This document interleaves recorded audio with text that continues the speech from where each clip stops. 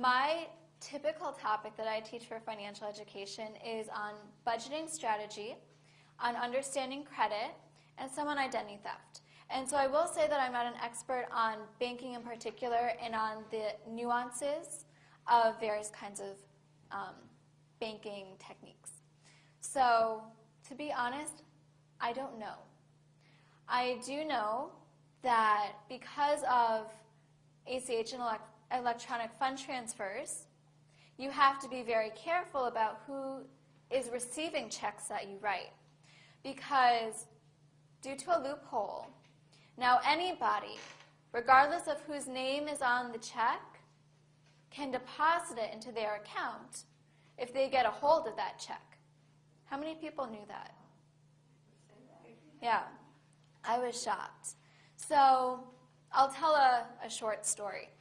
I spoke with a woman who told me that she accidentally mailed her Chase check to American Express and the American Express check to Chase. So they had different amounts. Now both of those checks were deposited. And she got a message from Chase saying that she didn't pay enough money. She had to pay more.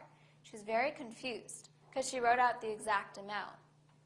And it was because both of these large companies had deposited the wrong checks. Didn't notice it, just put the money in. And so it doesn't answer your question, but I think it's important for everybody to know that, one, be careful you're sending checks to the right person, and two, make sure that nobody's able to steal your checks before they get to where they're supposed to go. If you have a mailbox, you might not want to put a check mailed to a company in your mailbox and put the red flag up, because people might be looking for that. And they're just going to steal your check, they're going to deposit the money, and then they have your name, address, and bank account information. Be very careful.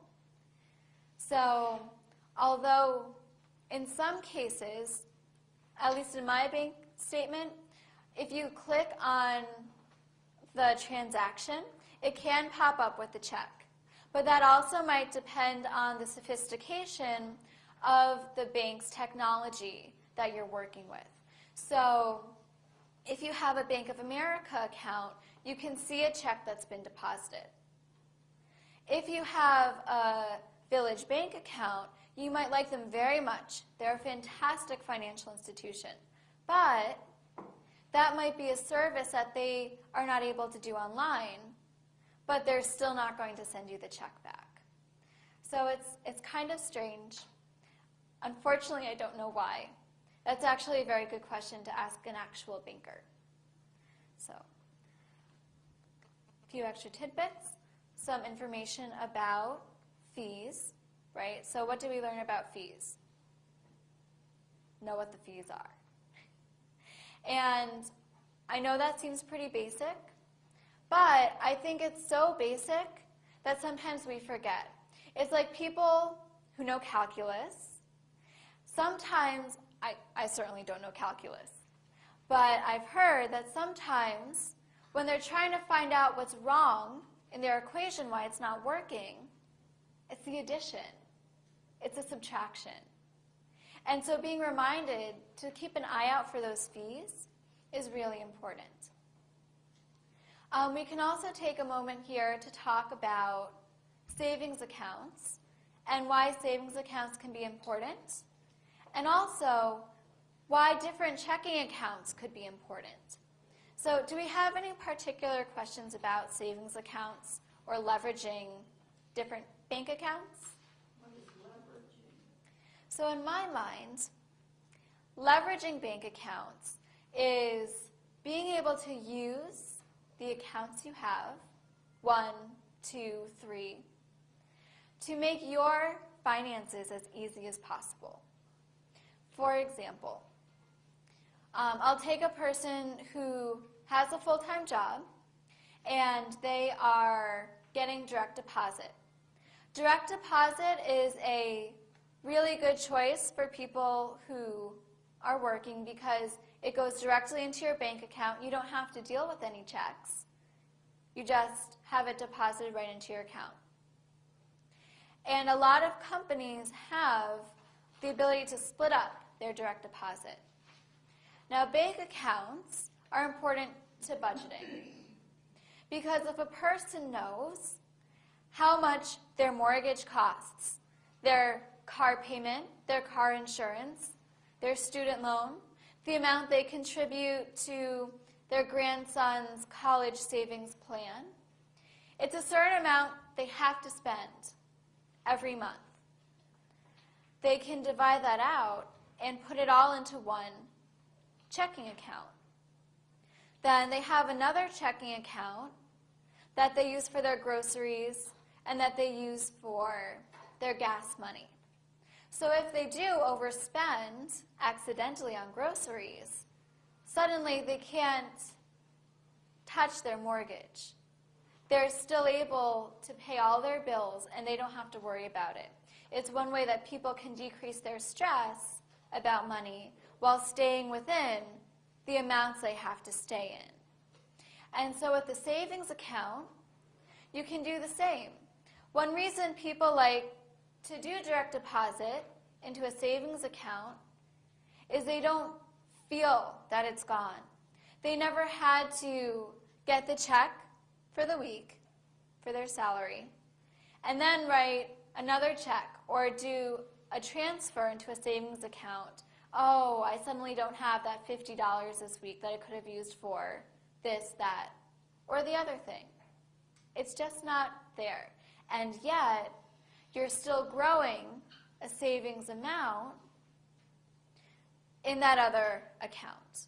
So that's one way that banks can also help to build that financial security for the future by putting that structure into what you're using different checking accounts and savings accounts for. So, to that question, what are we all using our checking accounts for or our savings accounts for? What account do we really need?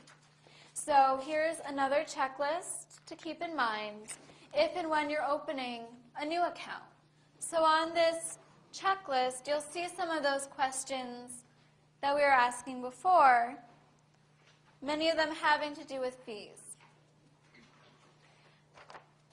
So now, we're going to talk about some of the different banking services available. Okay?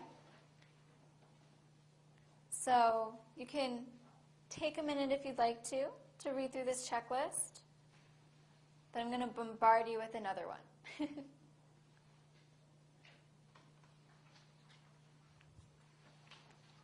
you go, Yeah. can I just ask a quick question?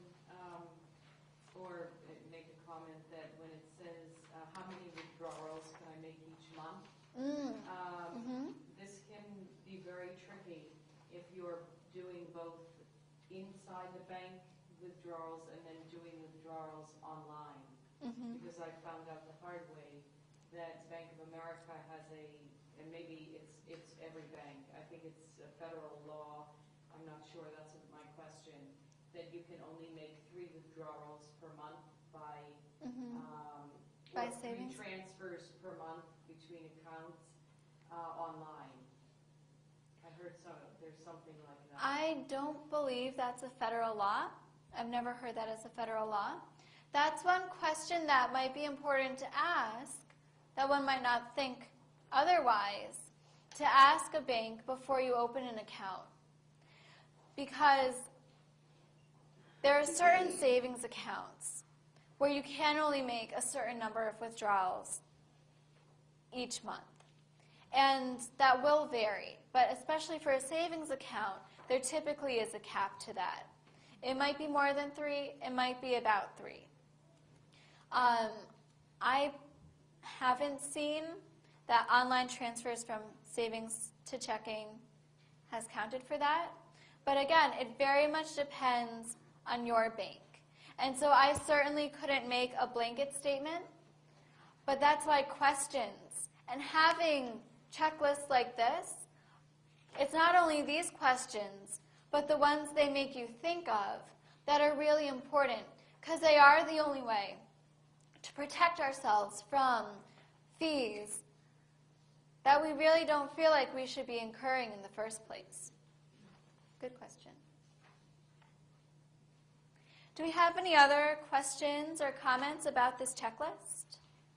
No, but there's no law then that says now banks, you can only impose these particular fees.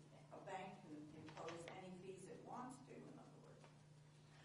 Right, so there have been changes to the banking system. There have been changes to the credit system, but they haven't been as large as many people, including myself, would have liked.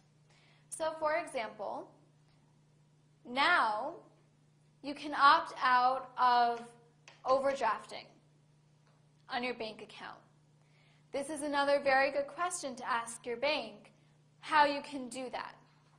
Because if you slide your debit card and there's not enough money in the account, you can now choose the option to have it declined. Now, some people feel emotionally uncomfortable with this, but number one, there's really nobody judging you. Nobody cares if your card declines. And this does protect you from one of two things. One, it protects you from an overdraft fee. Or two, it could protect you from accidentally opening a line of credit. Because the other option when you overdraft, if you have that overdraft protection, that's actually a high interest loan that the bank is giving you. And some people don't understand that. And so when you overdraft, you're actually, say, taking $25 out of a credit line, and then it's accruing interest until you pay it back. To me, both options are kind of a waste of money. To me also, as a budgeter, I would feel uncomfortable being able to accidentally overspend past what I wanted to. If I put a certain amount of money in my grocery checking account, that's the amount that I want to be able to spend. Because if I spend more, that really is eating into my rent payment. And so being able to opt out of taking out more money than you want to is a nice new option that we have. Yes? Do credit unions have the protection of FDIC? Good question. So credit unions are equally insured as banks. So yes, they do. They fall under the NCUA, the National Credit Union Association, and anybody in the National Credit Union Association is going to be covered with that same amount of insurance. So that's a very big concern. That could be a big choice maker between a bank and a credit union if that weren't true. So credit unions are just as safe as banks. Thank you. Yes? I used to have two accounts at a bank where if I overdrew my checking account, there was an automatic transfer. Does that still exist? On your savings. On the savings, yeah. Yep, you certainly still can do that.